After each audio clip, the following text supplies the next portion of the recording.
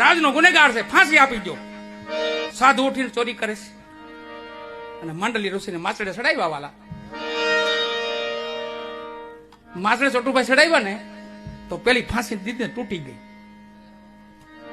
તો રાજાએ વિચાર કર્યો ફાંસી તૂટી તો પ્રધાનો પાસે બીજા ઉભા કીધું બાપુ બહુ જૂની થઈ ગઈ હતી, વરહોથી હતી, આ તો તૂટી જાય ને, હવે ચડાવો નવી ફાંસી ચડાવી અને પાછી ફાંસી દીધી, પાછી તૂટી.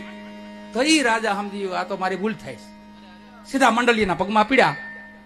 કાના મુખમાંથી કઈ શબ્દો નીકળી જાય ને મારા રાજનો ધનોત પુનોત નીકળી જાય, એની મોરીના પગ પકડી લઉં. પગ પકડ્યા, કીધું પ્રભુ મને માફ કરજો, મારી ભૂલ થઈ ગઈ. તો આમ હાથ કર્યો, તને કઈ નથી કહેવાનું, પણ મારે યમરાજ પાસે જવું છે. તને કઈ નથી કહેવાનું, પણ આ ફાંસી મને દીધી કે નહીં, હવે યમરાજ છે ને હું સૌ.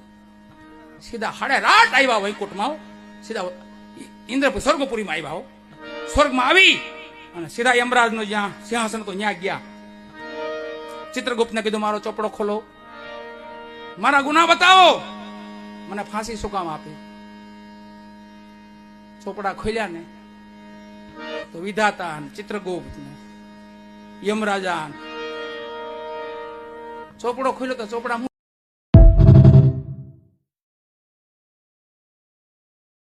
Download ShareChat.